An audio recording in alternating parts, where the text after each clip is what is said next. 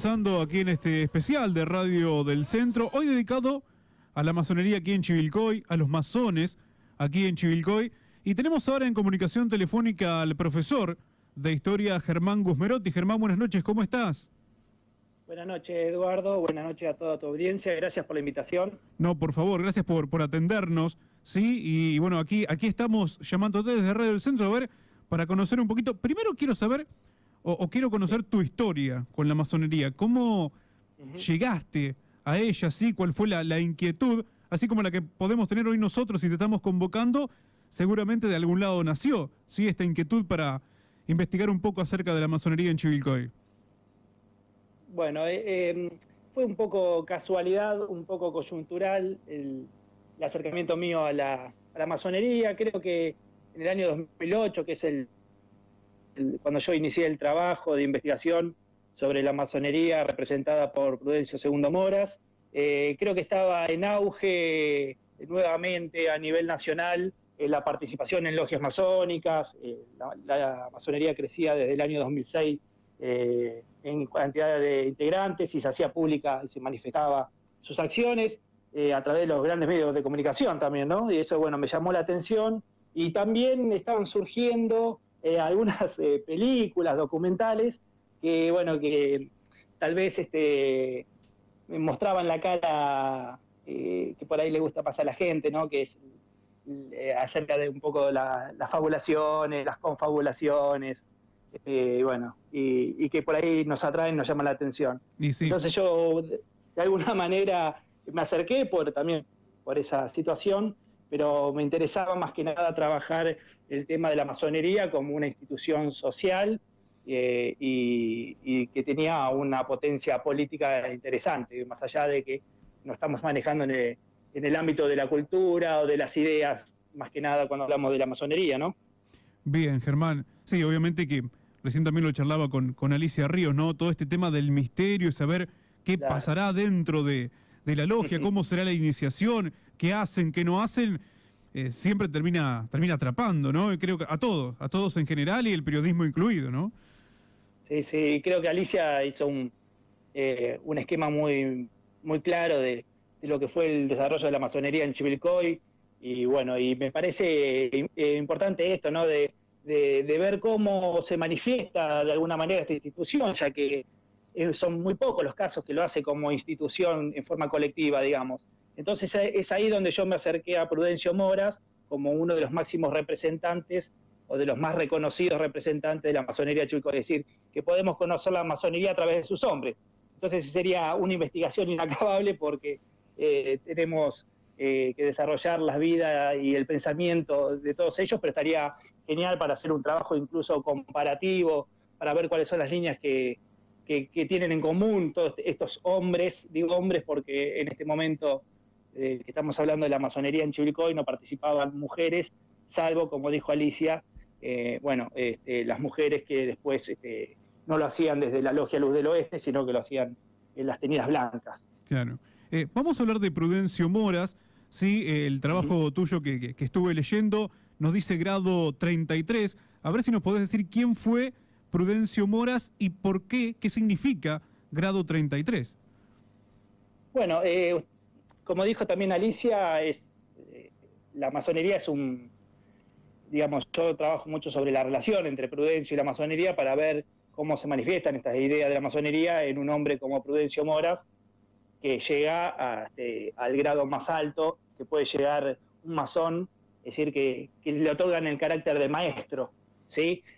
Usted sabe que masón significa albanil, sí. Y bueno, esto está asociado con los movimientos arquitectónicos de la Edad Media, que después en el siglo XVIII comienzan a participar personas que no eran del ámbito de la arquitectura o de la construcción, sino que empieza a ser especulativa, es decir, empiezan a participar filósofos, comerciantes, artesanos, obreros calificados, etcétera, ¿no?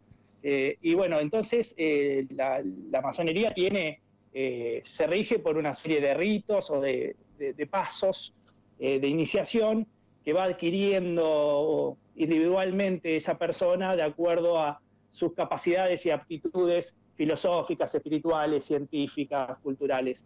etcétera, ¿no? Entonces, el que llega a grado 33 sería como el máximo logro dentro de esta masonería. Usted en Chivilcoy, la masonería, la Logia Luz del Oeste del Valle de Chivilcoy, número 55, se regía por el rito escocés antiguo y aceptado. Por ahí podríamos decir, para que la gente entienda, un rito sería como una rama de la masonería que se caracteriza por tener formas diferentes a la de otro rito, ¿sí? Y que además, en rito con minúscula, podríamos decirlo, son todos los pasos de iniciación o todos los trabajos que realizan o obras que realizan los masones en esas logias. Entonces, cada uno de estos pasos que va dando el masón se va construyendo individualmente como una persona superior, digamos, en intelecto, en capacidad, en espiritualidad, ¿sí? Esto no quiere decir que haya un sentido de dominación sobre el otro, sino de perfeccionamiento individual. ¿Se entiende? Sí, Germán, sí.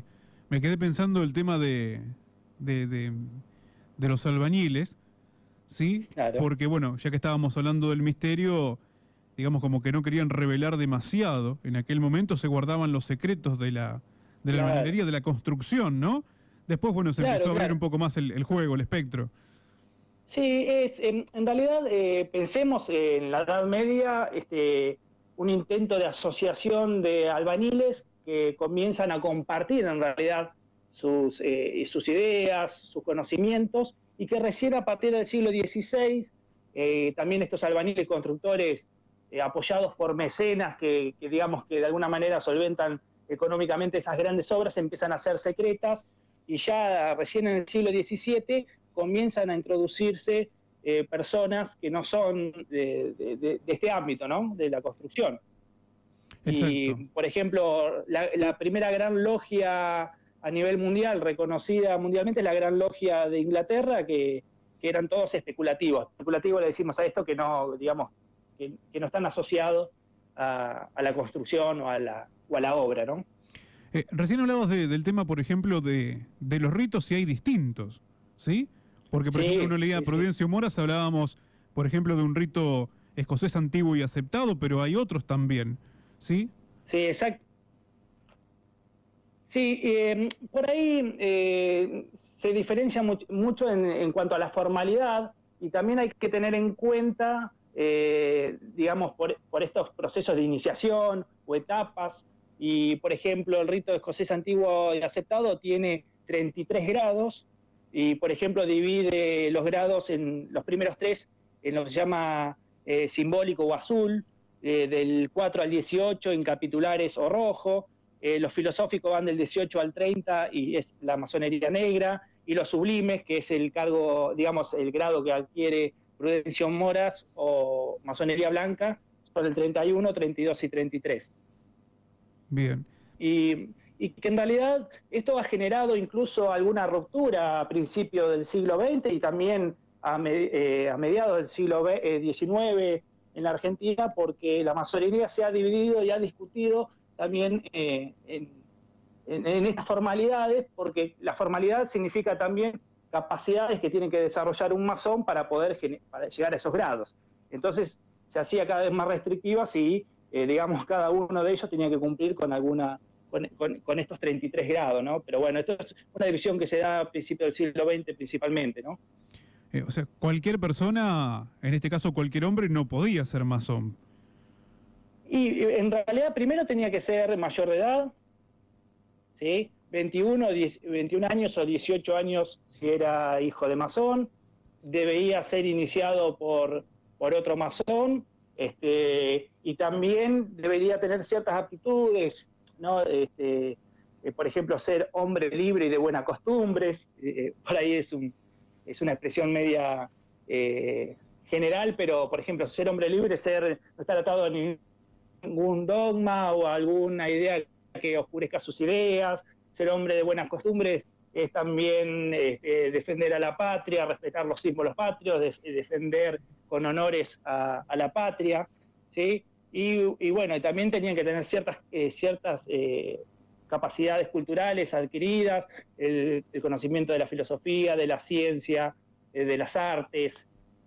Por eso también digamos, es una organización que si bien es abierta, más allá de su secretismo, es abierta, realmente si uno analiza su composición, podríamos decir que es, más allá de que podrían participar obreros calificados, es de una organización burguesa o bien liberal o pequeño burguesa, y en Chivilcoy tiene sus características particulares, porque por ahí a nivel nacional podríamos hablar de sectores sociales más altos, pero en Chivilcoy, por su composición sociocultural y económica, fue más bien pequeño burguesa, ¿no?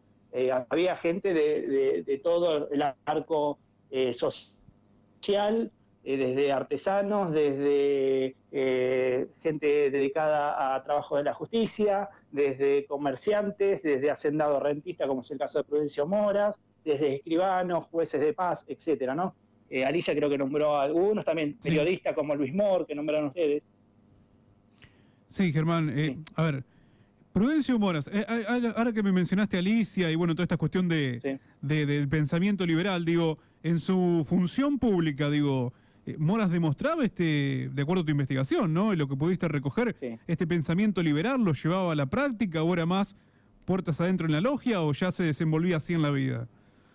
Bueno, en realidad por lo que podemos establecer a partir de los periódicos, o de la documentación que vamos registrando, muchos de esos periódicos inclusive están en el Archivo Histórico Sebastián Barrancos, que en la hemeroteca del Archivo Histórico Sebastián Barrancos, que también era masón. Bueno, como decía Alicia, estos además tenían, como participaban en distintos, digamos, espacios de poder, espacios políticos, por fuera de la logia, también tenían hasta sus propios diarios o periódicos que eran la voz de cada una de estas personalidades, ¿no? Y en realidad Moras, por lo que podemos ver a través de estos archivos, es que en realidad es reconocido públicamente por tener una tesitud o una conducta intachable desde el punto de vista ético o lo que se consideraba moralmente o ético o moralmente aceptable, ¿no?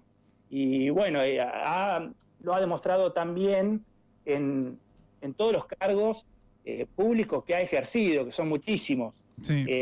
Pero esto también lo quiero poner en contexto, porque estamos hablando de un periodo histórico. Me parece que esto, digamos, la biografía no puede estar por fuera del contexto sociohistórico en el que se desarrolla, ¿no? Es una figura destacada porque estamos hablando de redes y relaciones de poder de un sector que nosotros consideramos desde la historia como conservadores y liberales, o liberales conservadores. Esta es una característica muy particular de los sectores de poder en la época de la conformación del Estado-Nación, desde fines del siglo XIX a principios del siglo XX. Es decir, conservador porque lo que buscan es mantener el poder, y por eso se mueven en distintos círculos donde les permite establecer redes. Por ejemplo, Prudencio Mora los tenemos a él y a su familia organizando el Club Social de Chivilcoy, participando en la Sociedad de Socorros Mutuos y, por ejemplo, ocupando muchísimos cargos públicos que parece que se multiplicarían de la cantidad de cargos que ocuparon.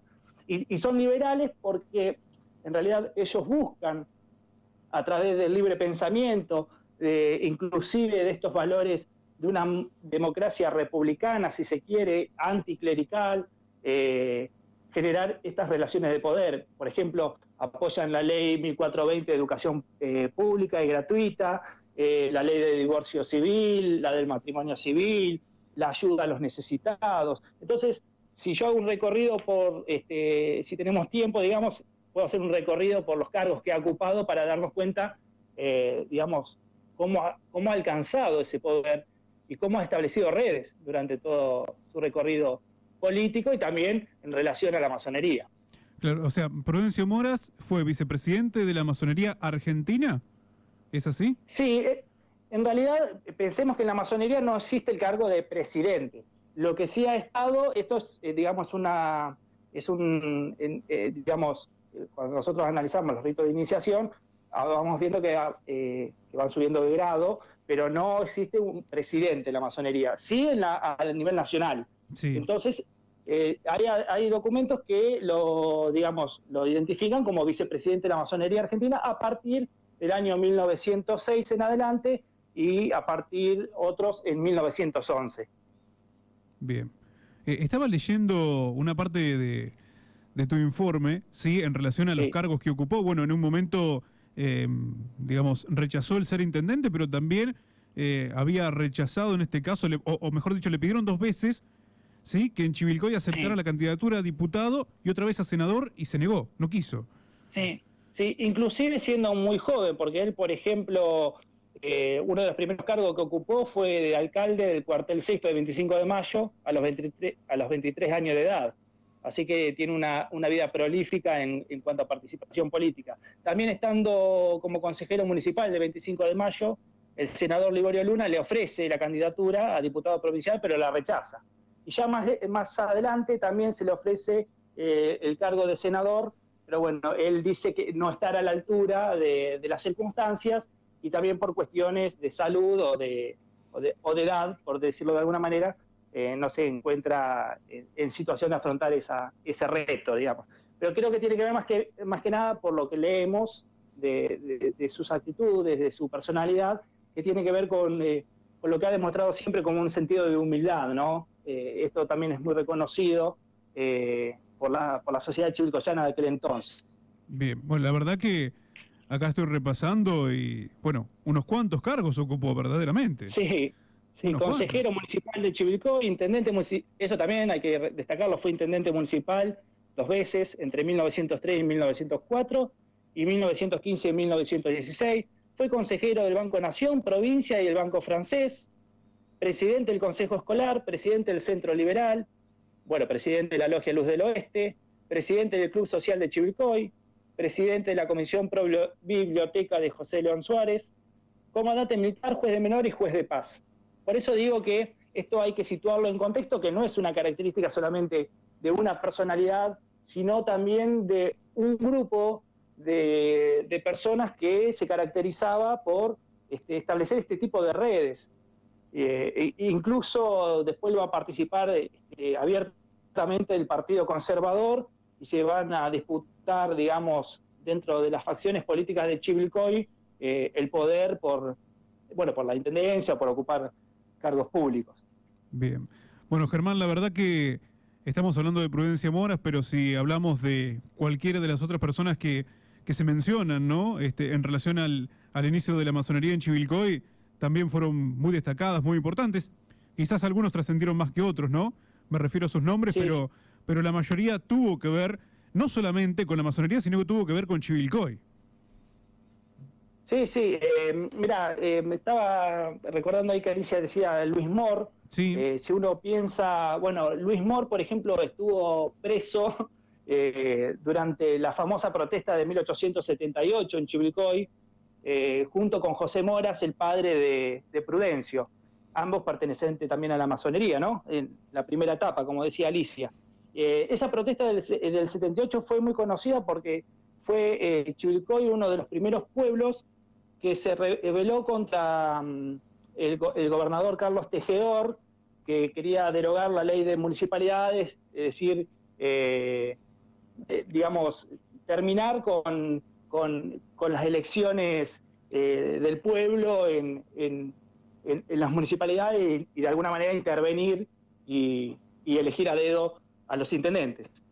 Así que Luis Mor, por ser quien firmó la carta y por ser uno de las caras visibles de esa manifestación, que tuvo resonancia a nivel nacional, porque todos los periódicos nacionales de aquella época lo mencionaron, fue preso, por ejemplo. Como te decía, por ejemplo, Sebastián Barrancos, o bueno, ya Alicia mencionaba muchísimo, ¿no? Sí, Pensar que, como decía Alicia, había 10 inicialmente, y nosotros, por ejemplo, yo tengo una documentación de 1906 que son 120 masones. 120. ¿Sí? Es decir, que creció, claro, que creció, pero que, bueno, a partir de 1906 se pierde un poco la información, por lo menos yo, la documentación se pierde un poco y vuelve a reaparecer en 1915, otra vez con Prudencio siendo intendente.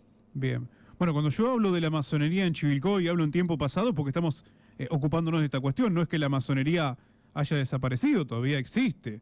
¿Sí? Esto lo quiero aclarar porque Sí, algunos sí. pensarán que ya no existe más. Estamos hablando con Germán, con Alicia de la masonería en Chivilcoy. Quizás hay personas en Chivilcoy que sean masones, no lo sabemos. ¿Sí?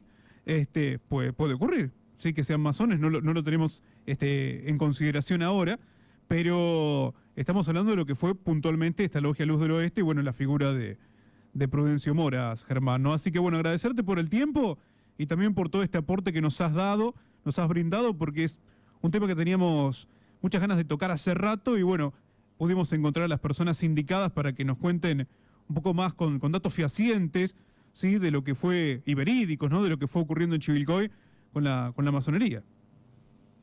Bueno, Eduardo, te agradezco porque es un tema muy interesante, muy complejo, como decía Alicia también, que hay que investigar muy profundamente y hay que ponerlo en contexto también, que es un tema para desarrollar, ¿no? Estamos hablando de un periodo muy importante para Chivilcoy y para la Argentina. Estamos hablando de la conformación del Estado-Nación y cómo estas instituciones de alguna manera participan en esa conformación y en la construcción hegemónica de una idea particular que inclusive tiene consecuencias en el día de hoy. Es decir, muchas de sus ideas siguen presentes más allá de las personas, ¿no? Así que te agradezco la invitación Por y favor, bueno, Germán, saludos a toda la en audiencia. cualquier momento la seguimos, ¿eh? Dale, Hasta luego, gracias. saludos. Chau, chau.